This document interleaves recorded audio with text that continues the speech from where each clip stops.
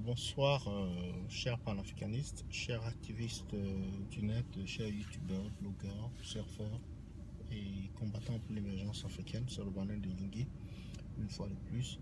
Alors ce soir, je vais faire une vidéo par rapport à Fon Victor ou Chief Victor Mokete, qui est le doyen du Sénat au Cameroun, qui aurait indiqué à Jeune Afrique, sur les commandes de Jeune Afrique, je crois que la solution à la crise actuelle au niveau du Cameroun, c'est-à-dire au niveau du nord-ouest et du sud-ouest, crise appelée communément crise anglophone, passe par le fédéralisme.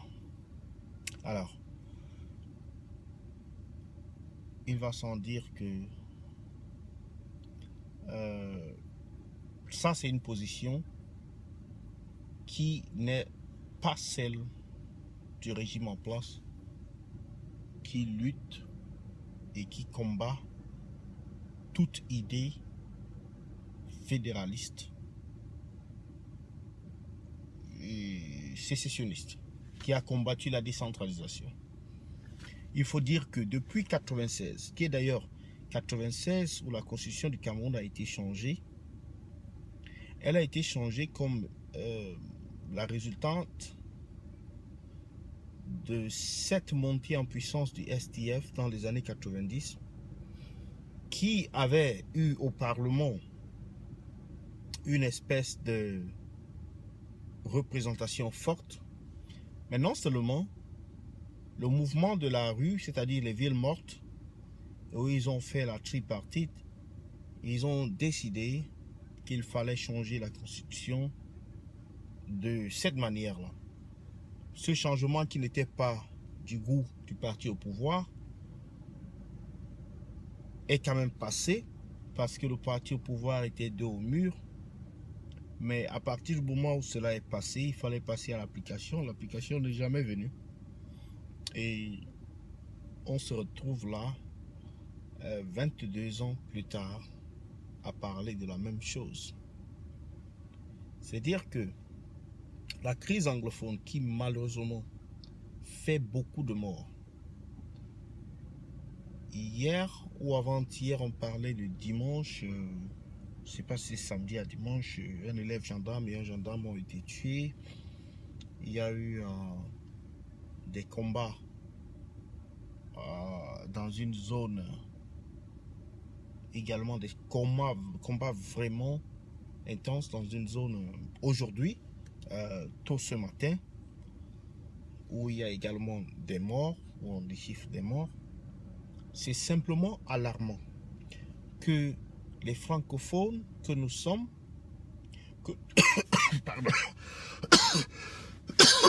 pardon, excusez-moi, les francophones que nous sommes, que nous ne puissions pas voir la chose et voir la vérité à travers les lignes. Certes, ce sont des anglophones qui ont commencé à protester. Certes, les francophones veulent bien revendiquer qu'ils sont également victimes de tous ces problèmes qu'on trouve en zone anglophone. Mais toujours est-il qu'ils ne font rien. Même la plus simple des choses qui consiste à sortir pour manifester, ils ne le font pas. Même gagner les élections, ils ne le font pas. Même s'enregistrer sur les listes électorales, ils ne le font pas. Il ne suffit pas de parler. Ce sont des actes qui comptent. Le régime est habitué aux gens qui parlent. Le régime est, c'est-à-dire blindé. Lui, il ne répond qu'aux actions et aux actions fortes. L'une des actions que nous devons poser, encore qu'il y a un problème là-dessus, c'est de s'enregistrer massivement sur les listes électorales.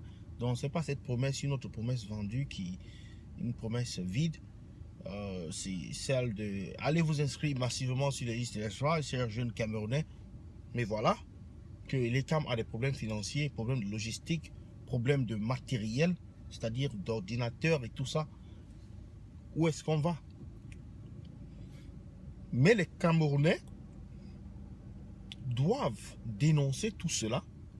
Si un jeune Camerounais veut se faire inscrire et qu'il ne parvient pas à se faire inscrire, alors qu'il dénonce cela sur les réseaux sociaux, qu'il dénonce cela sur WhatsApp, qu'il raconte son histoire, qu'il raconte ce qui lui arrive. C'est comme ça qu'on peut tenir le système à nous dire la vérité, c'est-à-dire à donner aux Camerounais ce qui leur revient de droit. C'est ça le combat. Nous voulons un Cameroun qui est meilleur. Nous voulons un Cameroun qui où chacun est libre de s'exprimer. Nous voulons un Cameroun où il y a du boulot. Nous voulons un Cameroun où il y a le développement. Nous voulons un Cameroun où il y a des routes. Nous voulons un Cameroun où il y a de la santé, un service de santé qui peut s'occuper de tout le monde. Souvenez-vous, je vous donne un exemple simple. Un pauvre qui se retrouve dans un hôpital en train de faire un accouchement et que cela tourne vers une opération, là on parle d'une affaire de plus de 300 000. Et le pauvre se retrouve donc coincé ou bien confisqué ou bien retenu à l'hôpital parce qu'on attend le paiement de la dette ou bien de la facture. Voilà les choses qui arrivent aux Camerounais tous les jours. Si un Camerounais veut accoucher et que l'accouchement se complique, c'est grave. Voilà autant de choses que nous devons combattre. Vous avez vu le problème de... comment elle s'appelle, cette fille